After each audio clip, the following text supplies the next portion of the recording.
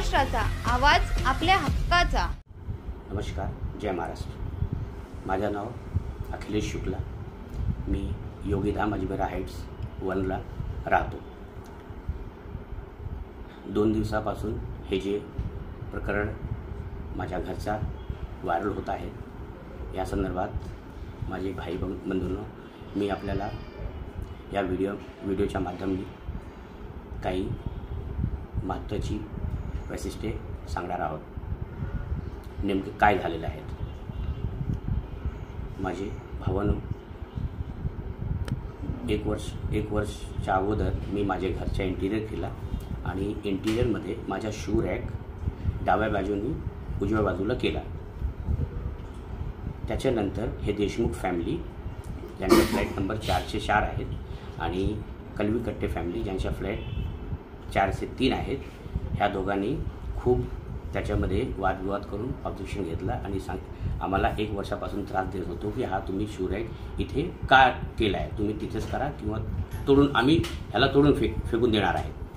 त्याच्यानंतर हे लोक माझे बायकोला खूप 1 वर्षापासून खूप त्रास देत होते आणि दररोज शिवीगाळ वगैरे करणे, तिला उलटसुलट सांगितलं, हे म्हणजे हे तेच 1 वर्षापासून त्यांच्या चालू होता।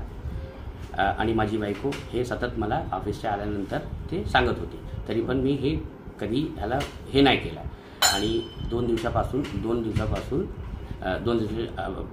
परवा काय झालं, संध्याकाळी माझी बायको धूपबत्ती ते लावून ते माझ्या दरवाजाच्या बाहेर ठेवला आणि कलवीकट्टे आंटी जे आहेत ते येऊन त्यांनी सांगितलं की हे तुम्ही धूपबत्ती दररोज इथे लावते आणि ह्याच्याने आम्हाला खूप त्रास होत आहे, हे तुम्ही आजपासून लावू नका, नाहीतर आम्ही तुम्हाला इथे राहू देणार नाही। आणि ते खूप माझ्या बायकोची शिवीगाळ सुरू केली। त्याच्यानंतर मी येऊन ते मॅटर हे करायला सुरुवात केली। त्याच्यानंतर देशमुख फॅमिली आली, हे धीरज देशमुख आणि त्याचे लहान भाऊ हे येऊन माझी बायकोला खूप गालीगलोच खूप हे करून ते सुरुवात केली आणि जोराने दरवाजाला आपटू लागले आणि माझी बायकोचे केस त्यांनी खेचून तिला एक झापड पण दिला। आणि त्याच्यानंतर मी हे सोडायला प्रयत्न केला आणि त्यांनी मला पण खूप शिवीगाळ केली। आणि त्याच्यानंतर हे लोक असा हे विषय जे आहेत हे दुसऱ्या बाजूनी करून हे व्हिडिओ व्हायरल करत आहेत। याच्या मागे जे व्हिडिओ व्हायरल होत आहेत त्याच्यामध्ये नुसतं झगडा जे चालू आहे तेच दिसत आहे, त्याच्या मागे नेमकं काय आहेत ते कोणाला माहिती नाही। ते मी आज ह्या व्हिडिओच्या द्वारे मी आपल्याला सांगितलं आहे।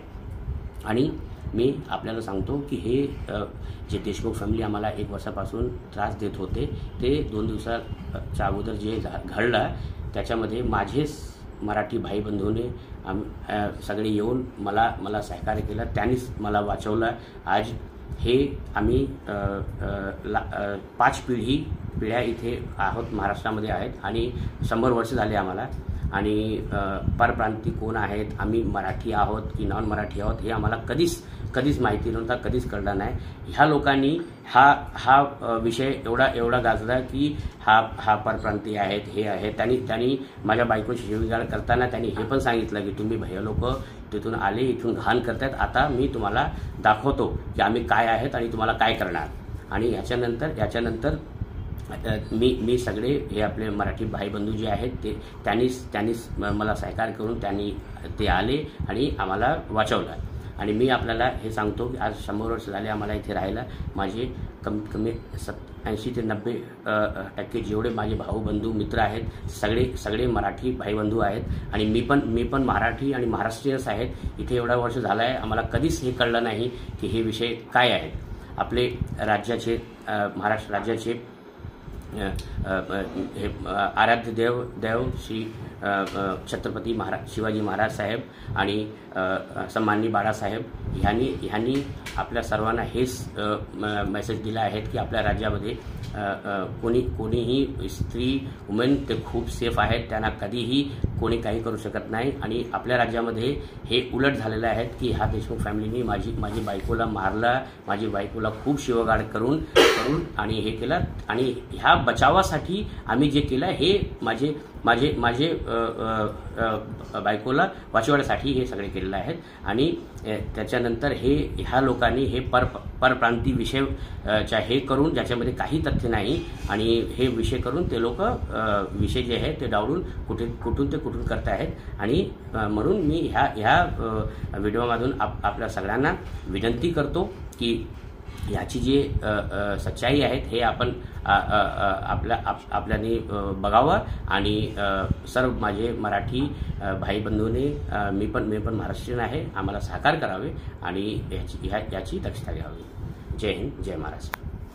तुमच्या परिसरातील काही घडामोडी किंवा समस्या असतील तर आमच्या वृत्तवाहिनीला संपर्क करा आणि तसेच सतत अपडेट राहण्यासाठी आमच्या वृत्तवाहिनीला सबस्क्राईब करा आणि बेल आयकॉन दाबायला विसरू नका.